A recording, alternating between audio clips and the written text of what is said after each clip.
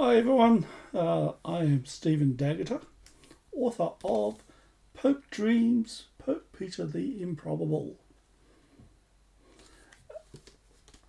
And today I'm going to talk about why I think my book is like Conclave with jokes. Now, before anyone starts thinking that I've just jumped on the Conclave bandwagon, my book was in draft form long before the novel Conclave came out. And in fact, I didn't even know about Conclave until the movie came out.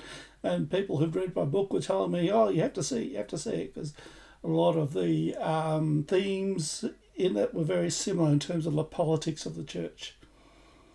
But how did I come about to write a book about an improbable pope? Well, it was back in 2005, Pope John Paul passed away. And I remember hearing media reports at the time. And one of them said that you don't have to be a cardinal to be pope. And I thought, oh, that's interesting. I didn't know that. But how would the cardinals still have to elect the pope, how would they put someone in who wasn't one of them? And the only thing I could come up with was divine intervention. So the story developed that, okay, the cardinals will have a dream, and they'd all have a dream on the night of the Pope's funeral, where they would see the next Pope. And they would all see the image of the exact same person in their dreams. And that person would not be a cardinal, a priest or a bishop. He would be a married father of 6 living in Dublin, Ireland, who was about to have a vasectomy.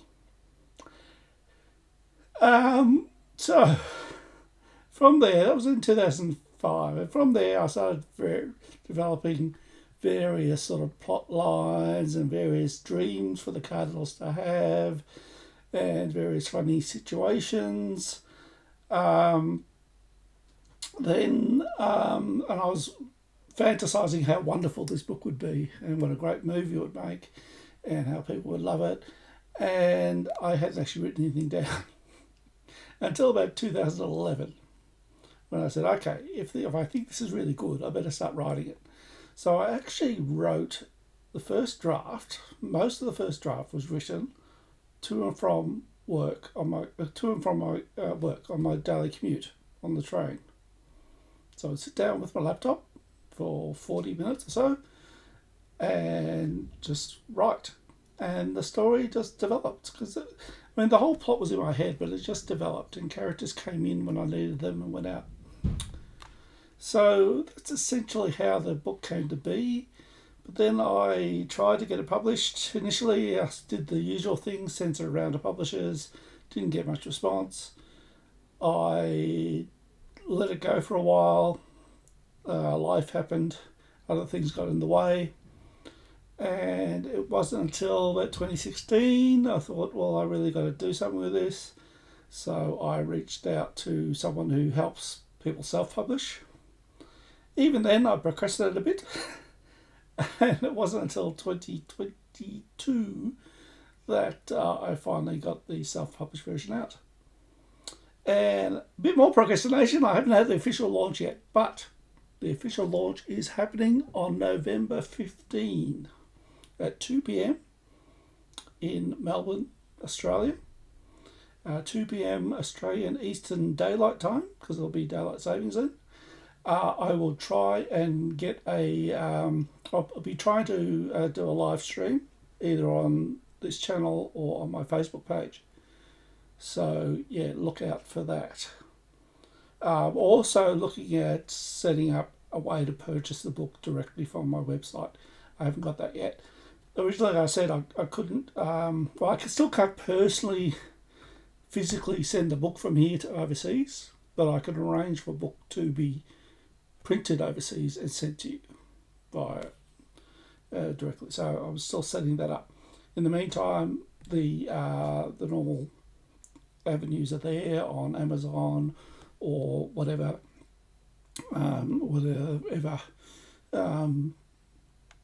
reseller you want to use.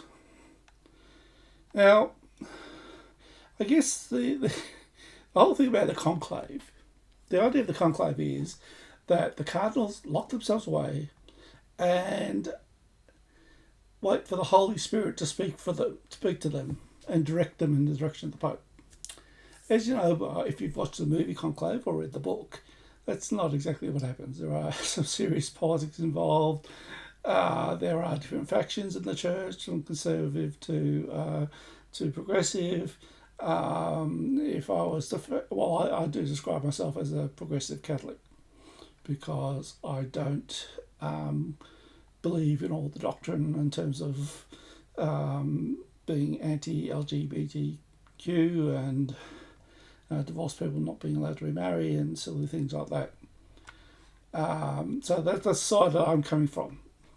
So I guess in that way, my guy's a bit of a spoiler, in that he's coming to the mix of this. He is a progressive person and a layman, although the cardinals don't know him. Yeah. But getting back to my point, yeah, it's the Holy Spirit that's meant to guide them in the selection of the Pope. So in my book, the Holy Spirit takes the upper hand, really, by putting the image of this guy in their heads and then gradually finding out who he is. And there's really only two cardinals who know him, the Irish cardinals, because he has been involved in the church at a pastoral council level. And that's where the similarities between me and Peter MacDonald, who's the main protagonist of the book, comes in. So I'm not Peter MacDonald, but Peter MacDonald knows what I know in terms of the politics of the church, the theology. I was taught by very progressive priests and nuns post-Vatican II. And then the issues I had as a progressive Catholic, me and my friends, I guess, my fellow parishioners had, in the hard right of the church, sort of coming down on us for not doing things the right way and shutting us down and even moving staff on and things like that, which wasn't very nice. So although that has contributed to the story in the end, which probably reason, so I guess serendipitously is why it probably was delayed for all that to come in.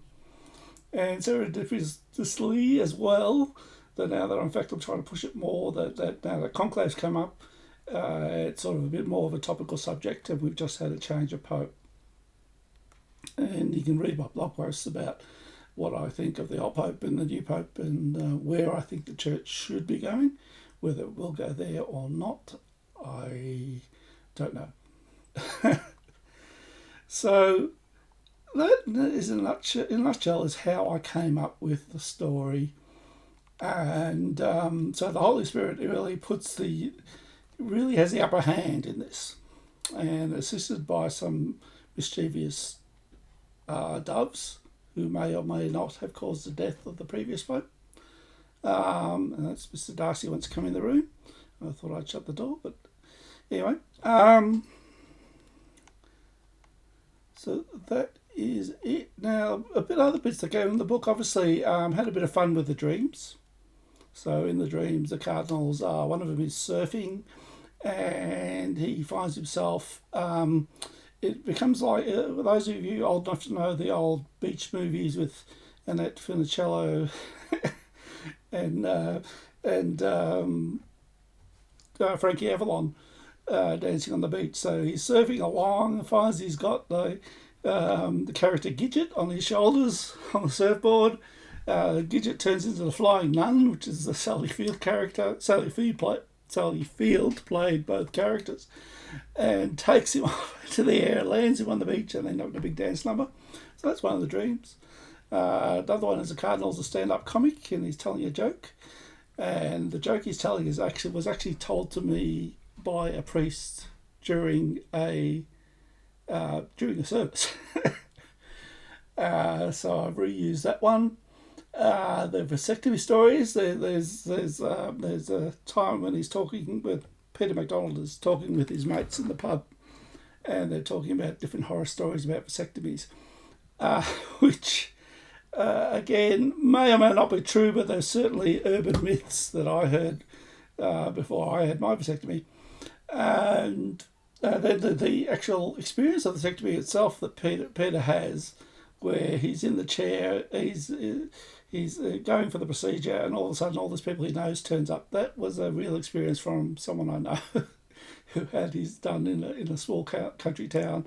And again, the anaesthetist and all the nurses were all people he knew from the football club or school or whatever else. So I thought I'd throw that in as well. But anyway, that's about it for now. We've got about 10 minutes. I don't want to make these things too long. Just thought I'd give you a brief rundown of the book. And I hope you follow the links in my website, which is www.stephendaggeter.au.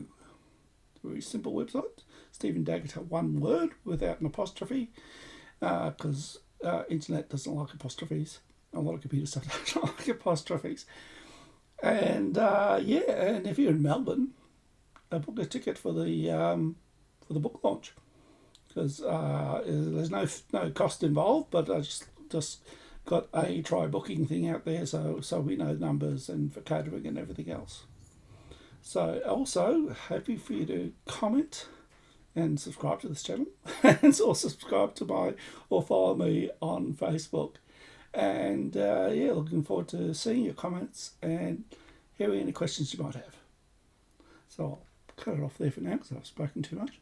So we'll catch you all next time. Thank you. Bye.